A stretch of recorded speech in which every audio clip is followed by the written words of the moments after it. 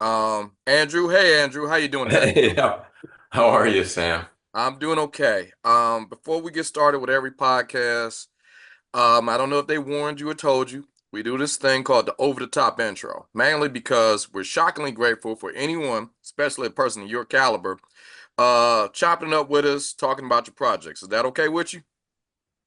Is what okay? The over-the-top intro? Oh yeah. Yeah, I think so. I don't know what it is, Well, sit back, you're let's about to jump find in. out. Yeah, okay. My next guest is an award-winning director, producer, cinematographer, president of Open Eye Pictures. He is the pride of the University of Southern California Visual Anthropology and Cinema Arts Department.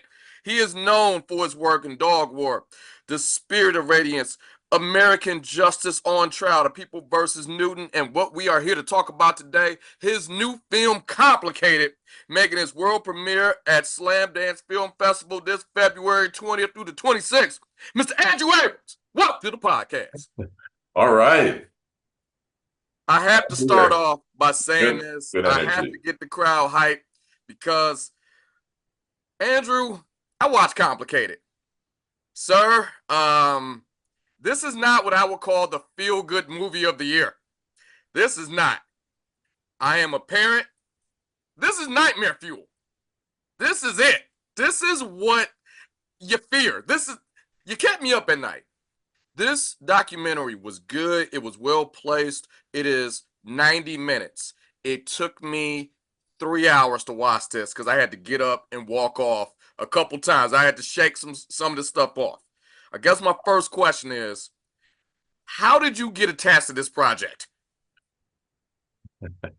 Well, I tend to gravitate towards this kind of project, towards this kind of subject that are tough, that are multifaceted, that are nuanced, that point to some kind of suffering or injustice, that's just not being addressed. I think the backstory is I've done other medical related projects. I did a film called Under Our Skin 15 years ago, and that was about the Lyme disease epidemic and the Lyme disease controversy. Um, and someone who had seen that came to me and said, "Hey, I've got a project here. There's similarities, a lot of similarities in the way that the sort of like stigmatizing of the condition." And she told me about it, and kind of like you, like just hearing about it, my jaw dropped, and I was like, "Really? This is happening? I had no idea." And so the more I got into it, the more I became passionate about wanting to uncover and shine light on this. Uh, I don't want to like injustice is a little too bland of No, a it was word. injustice. That's all right. It was injustice. Okay. Okay. Horror, maybe like you said, There you go. nightmare is probably better. Yeah. Just watching this, did you know that this was such EDS was such a complicated matter overall? I mean, not to read into the title here, but it was a lot with that. I didn't know anything. And I think that's the point. Like for me, like that's as a filmmaker, that's interesting. Like if I don't know anything about something and then it's like my process in the filmmaking becomes part of it. Sort of like I'm the proxy for the viewer. And so I learn. And so I didn't know anything about it. And you said EDS, that stands for Ehlers-Danlos syndrome, which is a connective tissue disorder. So as connective tissue, that's in every part of the body. So this affects every part of the body. And because of that, it's complicated. And people who have this end up going to doctor after doctor, specialist after specialist, because it's not one thing. And our medical system's just not able to handle that. And usually this comes out in puberty with kids, if they have it. And so it appears out of nowhere. And then they're one day they're fine, the next day they're not, and they're like chronically ill. And one of the hallmarks is pain, debilitating pain. And so their parents take them to doctor after doctor. They get They do what the doctor says each time. Um, and eventually, and so what in this during this process, very often the kid is accused. They're accused of faking it or wanting to get out of school or drug seeking because they can't find a test. There's no test that can that can definitively diagnose them with anything. So they're falling through. They start to fall through the cracks of the system. Um, they're seen as suspect. They're not trusted. Then eventually they might land in a children's hospital because there's an emergency. And there now we have a specialty called medical child abuse and medical child abuse physicians whose job it is to find cases of child abuse. And this looks like it from the outside, it looks like a case of child abuse because you've got all these symptoms that don't seem to make sense. There's no affirmative diagnosis. Um, they're so they're looking at they look like they don't have anything, and the parents come under suspicion. It used to be an issue of what they would call Munchausen by proxy, and they thought Yes. that the parent was responsible for making the kid sick. So they did something, they're like, because they want attention or something. It was a psychological problem. But now, because a certain book was published called Medical Child Abuse, they're not interested whether it's a psychological issue or not. They just care, do they think the kid's being harmed? So the parent can follow the directives of all the physicians along the way, and they can land in a children's hospital, and the child abuse physician can say, your kid has been abused and you're the cause. Yep. And then they're referred to child protective systems, and then it's just an avalanche, um, which you see what happens in the film. But that's the reality. It's like in this attempt to capture injustice and to capture, real harm that's being done to kids, they're creating harm and they're creating an injustice much bigger than they're stopping. That's the sad part. And that's what makes it, like I said, it's nightmare fuel because and you're trying to stop a disease that you can't necessarily pinpoint because it's not as popular as, you guessed it, other diseases. And since there's no real thing about this, and this is affecting your child, and the second you try to stop it of this nameless, painful disease, now I get hit with charges because I'm trying to save my child. Oh my God. Like that was one of those times I had to kind of walk off a few times. But that leads into my next question is how do you, an outsider, yourself, approach this whole subject in a sensitive matter? Because I really feel you did and you accomplished that because there's no way in hell I would let you keep filming if you were as it wasn't. I mean, with the families and everything. So, how did you approach that when you talked to those families? Uh, you know, I'm going to compare this to a film I did about Lyme disease many years ago. It was called Under Our Skin. It was shortlisted for the Oscars. So it actually brought a lot of awareness to Lyme disease. Um, when I made that film, people were throwing themselves at me in the sense of like they wanted their story to be told. They were so thankful that finally someone's here to tell their story. I kind of expected the same thing with this film, but that wasn't the case, at least at the beginning, because it's a community that's traumatized. Like these are children who are traumatized. They don't trust. They've learned not to trust. They don't trust doctors. They just don't trust the system. They've been told their whole life that it's all in your head. There's not really anything wrong with you. And then their parents come under suspicion too. The parents are scared shitless, so they don't trust either. So I wasn't ready. Like I wasn't like I didn't think I was going to have to deal with that. But that's how it was at the beginning. So it took a longer time to sort of like gain their trust. I did in the end, but I was surprised. I was surprised. Like that's the result of not being trusted. And so That's fair. that's at the sort of like the I don't know, the basis of this is like a lack of trust in the medical system and in the child protective system, that you're not believed, and that you ultimately, we have this idea that we as parents, you know, um uh have a right to make decisions for our children and to be with our children. And the state, but that's not true. The state can come in at any point and say, you're hurting your kids, so you don't have a right, you don't have rights anymore. Well, Andrew, I always like to ask this question, and there is no one. We can spend all the time you want on this one question, but I have to know. This is all of these questions is for the viewing audience. This is for me. This is selfish, I know, but I got to know, what was the most challenging part about making this movie?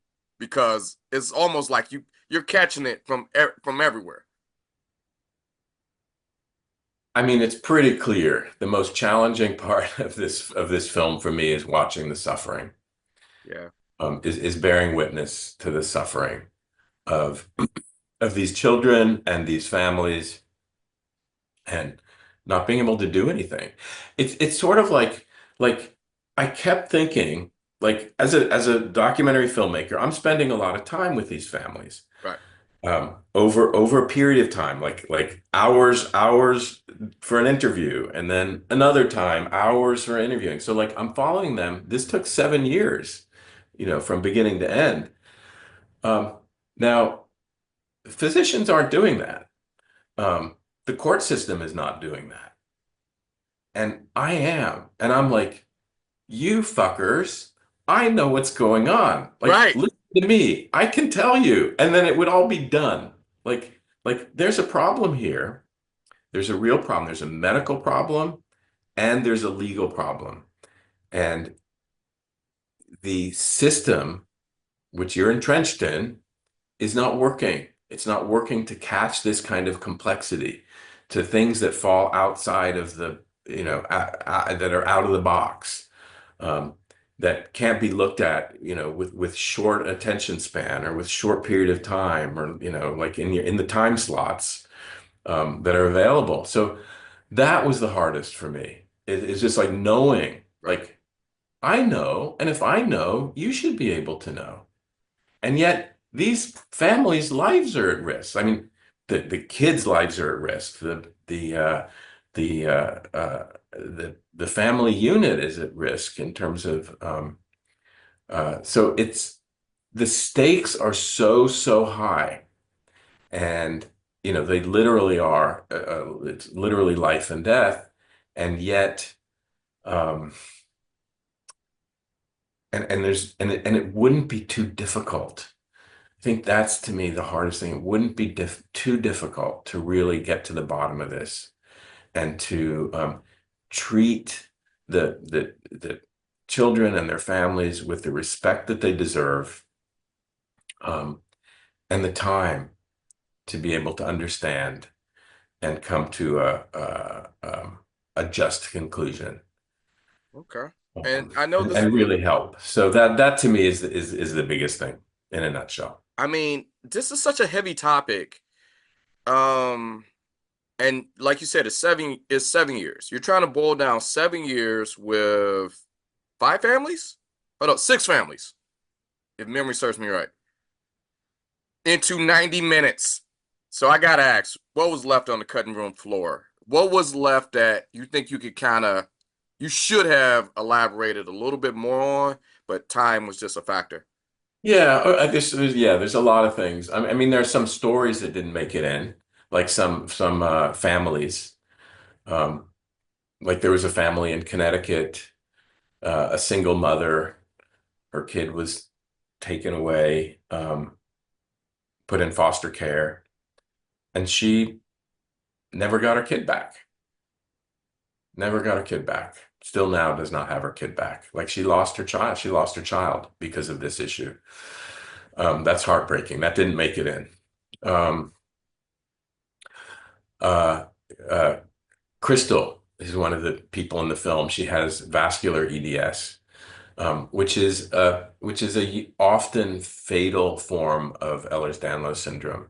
There's different subtypes. The most common one is hypermobile, and that's most of the people in the film have hypermobile EDS, and there's no genetic test for that, which makes it more complicated. Um, but so vascular EDS is a little more straightforward because there is genetic test. Um, it's often not found until the individual dies. Mm. Um, so in her case, she didn't find out she had it until her brother died and her mother died, and then she was tested and she had the gene. So, you know, then all of a sudden you have basically a death sentence, and so she then tested her own kid. You know, does her kid have the gene? And luckily, she didn't. She didn't have the All because right. basically I that's a was death thinking that in sentence. the movie. I was thinking that because Yeah. it was she made a very very strong impression on her daughter, and I was like, wait, that I was thinking that. Yeah, all right. I feel a lot better now knowing that. You know what? Just speaking to you now, I'm thinking, wow, we maybe we should put that in the title card that the daughter doesn't have the gene. I think that would sort of balance No, that the just it just like you think it's too much? no. I think you can do whatever you want. This is your Uh-huh. baby. The whole point Uh, of it is it was just kind of like, all right, and this is going to kind of lead to my next question. I'm so invested in this, even though I had to get up and walk away a couple times. You got to shake this off. Um, I guess it was the level of attention I gave this is because I this is all brand new to me. So this is why, like, even talking to you, I had to like shadow box. I had to talk about. I didn't know what I was getting into. Talking to you, you're the guy behind this. So I was like, okay, let me figure this thing out. But there are some pieces that stick with you in this movie, and I guess that leads to my next question: is what do you want the average audience member to take from this? The world premiere is on February 20th at Slamdance. What do you want someone sitting down, much like myself, don't know what I'm about to watch? Watch it. What do you want them to take away from this? I want them to take away what you took away. Like that's what I want. I want them to have an emotional reaction. I want them to feel it. Um, I want them to feel the suffering, so to have a sense of empathy. I want them to also have a sense of action. Like this is wrong, and and I care about it, and I want something to be done about it. That's what I want. I want like you know, I don't just want entertainment. You know, I don't want just emotional catharsis. I want an awareness um, because this is really a microcosm. It's not just Ehlers-Danlos syndrome. This is what happens when we don't have um, the knowledge and we have the hubris, but we don't have the knowledge. You know, like we think we know everything, but we don't. It's what happens when things fall through the cracks. When we're not able to address the complexity of an issue. And so there's a lot of, let's say, rare, complex, invisible illnesses out there. This is just one, but they're all treated this way. All of them are treated this way. When we don't have a system that can accommodate it, can understand it, or diagnose it in some cases like this. So I want this to be like a microcosm for a larger discussion about healthcare, about what's wrong in our healthcare system, and also what's wrong in our legal system, child protective system. And if that can happen, if this sparks that kind of dialogue, I'll be happy. Well, in this, I have to ask. This was heavy, and it just was. There's no two ways about it.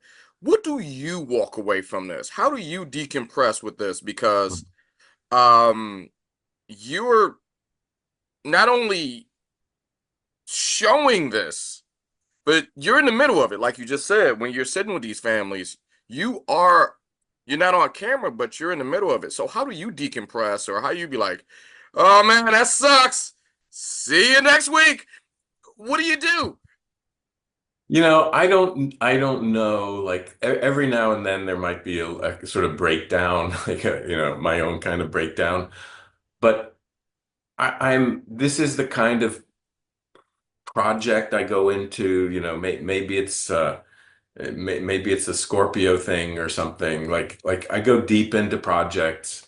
Um, I want to bear witness to the suffering of others. Um, I see it as a reciprocal relationship.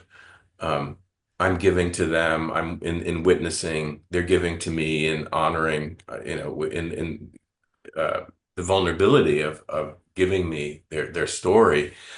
So I see it as very intimate, and and almost sacred, like almost sacred in that relationship. Uh, and so I think that alone gives me some kind of um, I don't know, that touches upon something deeper than just like this is painful, this is awful. That it's like it's soul touching, like it touches my soul. Like I'm and that's a beautiful thing, whether you're dealing with, something, whether you're dealing with suffering or something beautiful and exalted. Uh, I think that's the best way I can explain it. Like it puts me in touch with the things that are most important in life. Um, and that feels good, even if it really sucks. I get that. And I mean, this is one of those topics. If no one told you already, you nailed the title. Just want to make it plain. If no one told you already. Okay, what you're seeing me doing is trying to put a little bit of levity on such a heavy topic. Yeah. Look, I just want to like jump in there with the title, complicated. Uh, when this project was brought to me, or this idea was brought to me, they were already thinking of a title, and it was hashtag complicated.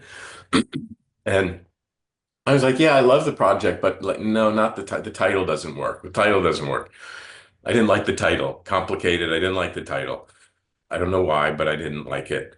And then as I got into it, as I got into the project, and I would hear the word complicated came up time after time after time. And it's like, oh my God, of course this is the title for the film. Complicated. It says it all. Yes. Yeah, and one of the interesting things about this, Doc, not just the subject matters that you took, but it's other people with EDS just walking around amongst us. Like apparently Miss America 2020, she has it. Other pop stars and celebrities have it, and it's a weird thing where you don't know. Like Sia has it, um, and Billie Eilish, Billie Eilish, Lena Dunham, Selma Blair. and no one knows it, but that goes back to the severity of some people have it and it's crippling. Other people have it and they look, this is what makes it complicated. It looks like they're just living a great life. And it was one message in there. There was where it was just sort of like the same thing can be happening to us, but how the gene affects me could just be debilitating, and I'm done. And other people, it's more like a scar or a rash or something. I hate to say minor, but on the surface, that's what it looks like. How were you able to distinguish which ones to show? Was it let's show the worst ones, or was it like someone that didn't make it on screen was just like, yeah, I kind of got this bruise on my elbow, and that's just it. So how did that factor in? That's never just. I mean, just to let you know, it's never just that. It's never just a bruise on their elbow. Like it's always. it's always worse than it looks. And that's why they call this an invisible disease. It is always worse than it looks. But within that, there are still some, cases that are more mild and cases that are more severe. Miss America, compared to some of our other cases, had a more mild case, but it's severe for her. Like it impacts her life. Like it's not easy. Um, Same thing with the researcher that's actually looking for a gene for hypermobile EDS. Like from the outside, you can't really tell, but um, on the inside, she's really suffering. So um, it is variable, and I don't think I looked for, I wasn't looking for like I want to cover the whole spectrum of things. We just found some families because we're looking not just at the disease, we're looking at the whole complicated nature, including, the family and the child protective systems issue. Um, uh, so it's not just a film about Ehlers-Danlos syndrome. Um, but given that, we also didn't, in some of the cases that we followed, like I thought they were going to be more mild cases and complications arose. So you never know what's going to happen. Like, the one case in the film, Karen, she was supposed to be you know, the one who was making it through because Yes, yeah, that hurt me. yeah. So, you never know. You don't know. That's how complicated um, this disease is. Well, Andrew, I could talk to you about this project till I'm blue in the face, but I'm looking at the time. I'm up against it. Andrew, I wish you all the success at Slamdance. Who am I kidding? You're gonna win all the awards. You just are. You're just gonna That's get nice. them all because you got such a response, and I look forward to what's next on the horizon for you. I gotta know what's next. Rom-com, buddy cop movie. Come on, you gotta give me something after this. Vacation. Vacation is next. Yeah, yeah, Cancun on three, baby. Cancun on three, because this you gotta shake this one off. This I mean, like, it's such a good movie, and I'm so personally invested. So yeah, if you took a vacation directly after this, I totally understood why. Yeah. Andrew, much success. You're always welcome back to the podcast. Um, I know you're gonna crush it. So just thank you for your time. Thanks, Sam. I really appreciate it. All right. You have a great one, man. All right. Take All right. care. Bye. Bye.